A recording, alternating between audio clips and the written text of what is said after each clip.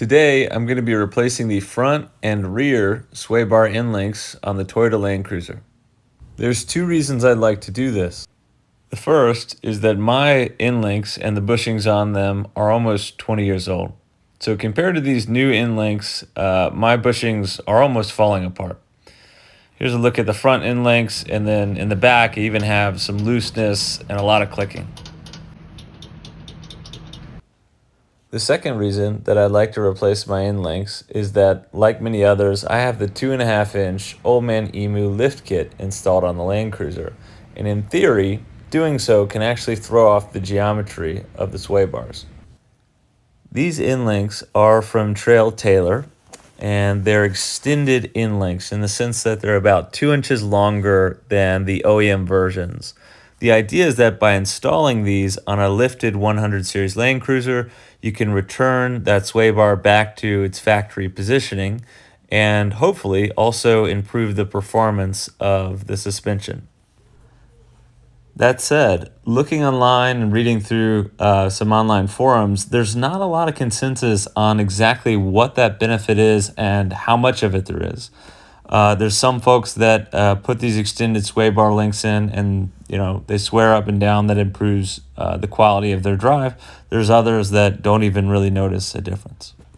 So in the video today, I'm going to show you how to install these end links, but I'm also going to evaluate their benefit, and I'm going to do that on 3 different dimensions. The first dimension is going to be travel. Do the extended sway bar end links improve the articulation or the travel of the suspension in a measurable way? The second is going to be ride quality. Do these end links unwind any excess tension in the suspension that makes for a smoother and more comfortable ride? The third is going to be drive quality. Do we see any improved cornering or handling around higher speed turns? So with those 3 outlined, let's get into it. All right, so here's the front passenger side, and as you can see, not only are these sway bar end links pretty dirty, but these bushings they're totally shot, and they're actually falling apart as I rub them there. So that's not going to work, and I think we'll get a pretty big improvement out of changing these. Now, in addition to the sway bar end links, on the sway bar, there's also another set of bushings that actually holds the bar against the frame. I thought mine were in pretty good shape, so I'm not going to replace them today, but I'll probably save that for another time. It's just 2 bolts on either side of this bracket. You can open that up and replace these. These are like 12 or 15 bucks, and there's one on either side. But I just want to take a minute to talk about how the sway bar is supposed to function. It looks like this on the other end as well. So it's one bar that kind of connects, and it connects to both of the lower control arms. And the idea is that if one arm goes down, it limits independent articulation to some extent. So if one bar goes way down, this bar will tension and torque if the other one's kind of staying flat, and that limits some of that, I guess you could call it roll. So like in a high-speed turn, it won't let the the suspension be too lopsided. So it does have an important function, but I think the argument here that I've read online is that when you lift the Land Cruiser, this lower control arm gets pushed down, and because of that, this sway bar is now in a lower angle than it was before, and there could be some pressure up against this kind of short sway bar end link, in the sense that it's at the bottom of its range. There could be some built-in tension that is causing the front end to feel a little bit wound up, and we'll see, I guess when we take this off, we'll see if there's any of that tension that we can feel or uncover. All right, so let's get these things out. Each of these bolts is 14 millimeters, by the way, the top up here and then the bottom as well.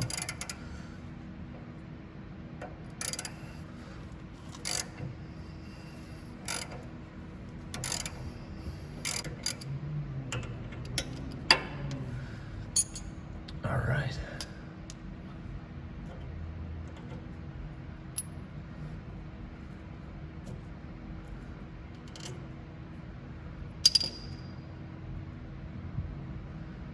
Yeah, so that thing is it's pretty shot. It's like I said, the edges are kind of falling apart as I touch them. It's a little bit warped as well, maybe smaller on one side. So to get this sway bar up, I'm gonna have to go to the other side of the car and remove this top bolt. So I'll go ahead and do that now, and then we'll see if we can get it off. All right. Let's see.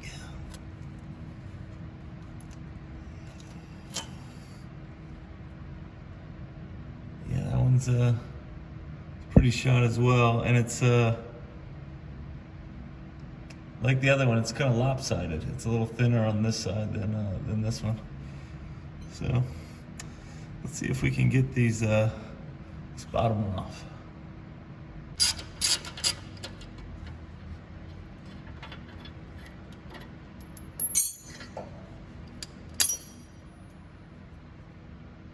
All right, that one's not in terrible shape, but. All right, here's a quick comparison of the old fronts versus the new fronts. You can see the new ones are a good bit longer. So there was definitely some deterioration on these bushings, but otherwise I think the front ends held up really well. I wouldn't say they needed to be replaced if it weren't for the lift, but you know, that's pretty impressive for 20 years of. It's a really high quality part. But we're gonna go ahead and get these in, and I'll show you what that looks like, then we'll go into the back. All right, I got both sides in, and this is what it looks like. So the torque specs on this guy right here is 38 foot-pounds, and then on the top 18 foot-pounds. I wasn't able to quite get there, but I just tightened it down pretty good and kind of used judgment. But that was pretty quick. That took me maybe 30 minutes. So let's give the back a shot. All right, here we are on the back, and these are also 14s. Let's see if I can break this guy loose and get us started here. All right, I got it off, but in the process, I sheared that nut in half, or bolt. So I'll have to get another one of those. Hopefully that doesn't take too long for the dealership to get, but we'll see. To get this thing down, I'm gonna have to go to the other side, so let me do that real quick. All right, so I had a much easier time on the other side. The bar falls down now, and you can see kind of how loose this bushing is. That's definitely not how that's supposed to be. So I'm gonna push that out with a screwdriver, and then the second step would be kind of removing this top bolt as well. I think that's a 14 millimeter. So let me give that a shot, and then I'll take this thing out and compare it side by side to the Trail Tailor one. So I had to get a different angle on this. The frame only gives you really room to come in from the back. I was wrong. This is actually a 12 millimeter. I think on the Trail Tailor links, they do have a 14 up here, but this is a 10, and I had to actually raise this back up and put the bolts in so that I could keep it from turning while I loosen this. And luckily this bolt is, it's not on here very tight at all. It's gonna come off really easily. But maybe, if I did this again, I would take this top one off first, so.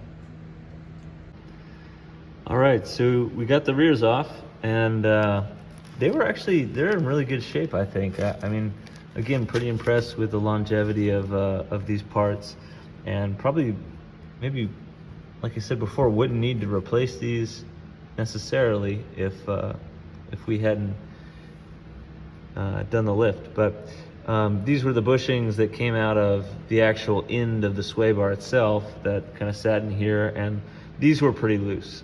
So hoping that we get a tighter fit with some new pieces. Here's 2 bushings. That's the part number for those, and these metal sleeves that go inside. So yeah, I'll put those in first, and I'll kind of show you how I get those into the end of the sway bar. But one other thing I wanted to say is that on the back one particularly, I mean both sway bars, but particularly the back was pretty bound up in terms of that bar bending upward to reach these sway bar lengths. So this being a little bit longer, and I think on the front as well,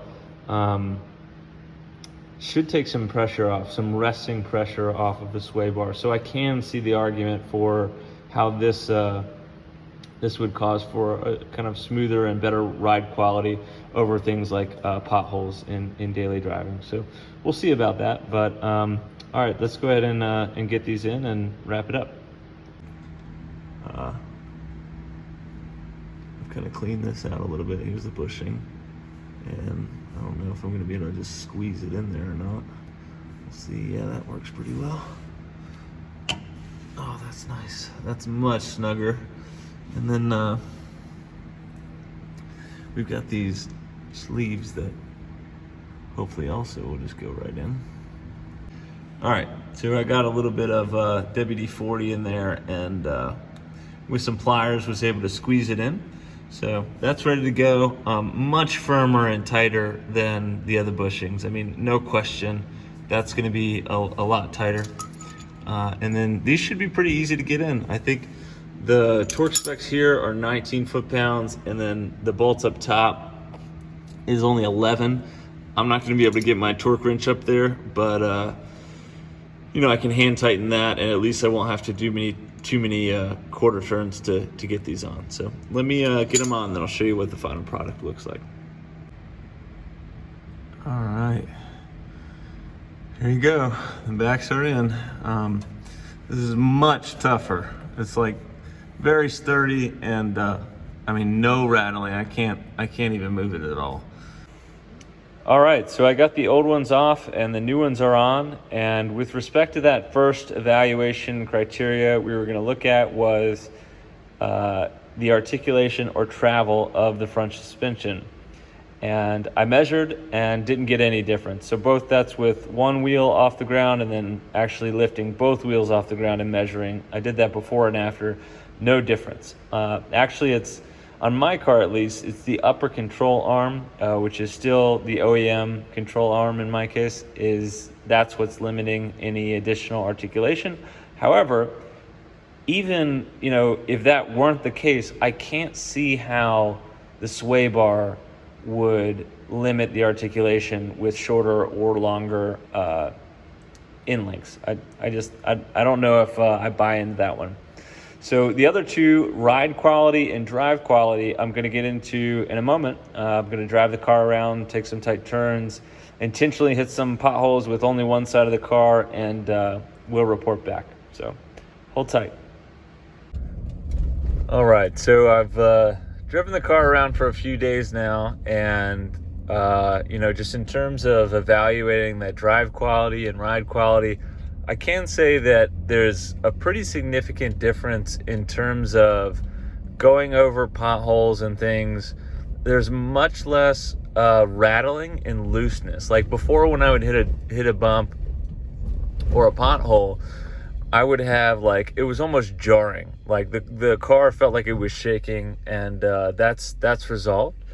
That said, you know, as far as drivability goes, or drive quality, I haven't noticed any difference in like how wound up the front suspension or the rear suspension feels.